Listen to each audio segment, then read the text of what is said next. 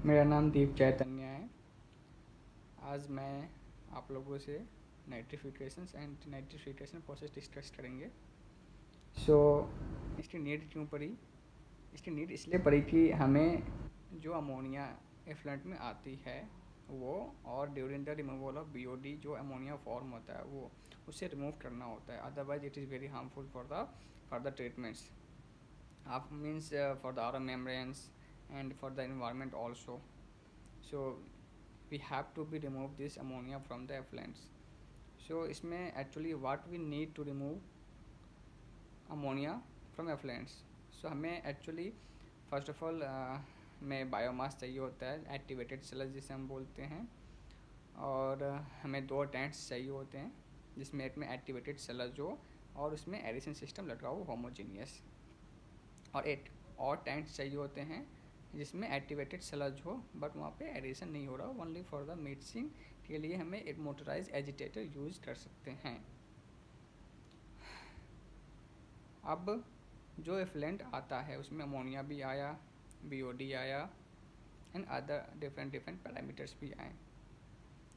हमने क्या किया, उसकी पीएच मेंटेन किया और हम उस वाटर को after maintaining pH and temperature हमने ले गया एडिशन टैंक्स में जहाँ पे बायोमास है और एडिशन हो रहा है होमोजीनियसली।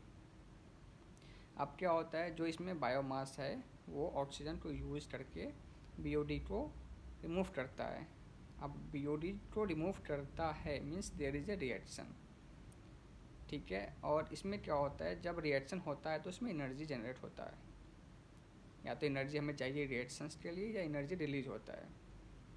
तो जो बीओडी को बायोमास ने रिमूव किया बाय यूजिंग ऑक्सीजन, तो इस प्रोसेस में BOD are of 2 types, carbonaceous BOD and nitrogenous BOD. तो इसमें जो कार्बन फॉर्म में जो बीओडी हैं वो कार्बन डाइऑक्साइड बना और वो इन्वायरमेंट में चला गया, और अदर बीओडी है नाइट्रोजीनियस बीओडी जो अमोनिया फॉर्म किया NH3। और इसी टैंक्स में एक और प्रोसेस होता है after the BOD removal process, एक होता है नाइट्रिफिकेशन प्रोसेस। इसमें क्या होता है, जो अमोनिया एफ्लुएंट में आता है और जो अमोनिया फॉर्म होता है, जो अमोनिया जनरेट होता है during the BOD removal NH3 and NH4, उसको ये ब्रेक करके नाइट्रेट के फॉर्म में लाता है। ये कैसे लाता है, जो NH4 और NH3 माइनस होता है उसमें से जो हाइड्रोजन बॉन्ड होते हैं उसको वो ऑक्सीजन से बॉन्ड बना लेता है और वो H2O और HO प्लस में कन्वर्ट हो जाता है, और नाइट्रोजन ऑक्सीजन से बॉन्ड करके ये नाइट्रेट फॉर्म में कन्वर्ट हो जाता है। ये प्रोसेस है नाइट्रिफिकेशन प्रोसेस, ठीक है। अब यहाँ पे हमें नाइट्रेट फॉर्म मिल गया। अब इसे अभी भी नाइट्रोजन अवेलेबल है, एफ्लुएंट में अवेलेबल है, ये इन्वायरमेंट में नहीं गया, हमें इसे रिमूव करना है। तो फर्दर इसको रिमूव करने के लिए एक नाम है प्रोसेस का, वो है डीनाइट्रिफिकेशन प्रोसेस। तो हमें डीनाइट्रिफिकेशन प्रोसेस करना है। ये denitrification process always happening in the absence of air. So मैंने पहले बोला था कि हमें 2 टैंक्स चाहिए होते हैं, एक में बायोमास होता है जिसमें एडिशन प्रॉपर हो रहा हो, होमोजीनियसली प्रॉपर एडिशन हो रहा हो, और एक और टैंक चाहिए है जिसमें एडिशन नहीं हो रहा हो, सिर्फ उसमें मोटराइज एजिटेशन हो रहा हो फॉर द मिक्सिंग, और उसमें बायोमास अवेलेबल हो।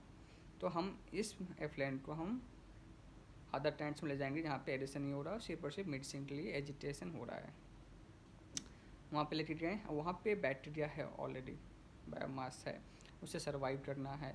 तो सर्वाइव करने के लिए उसे चाहिए होता है ऑक्सीजन्स, फूड्स एंड न्यूट्रिशंस। तो ऑलरेडी न्यूट्रिशंस तो वो फूड जो बीओडी आ रहा है उसे फूड मिल रहा है, जो सीओडी आ रहा है उसे फूड मिल रहा है, बट वहाँ पे ऑक्सीजन हम नहीं दे रहे हैं, एनी एक्सटर्नल ऑक्सीजन हम नहीं दे रहे हैं।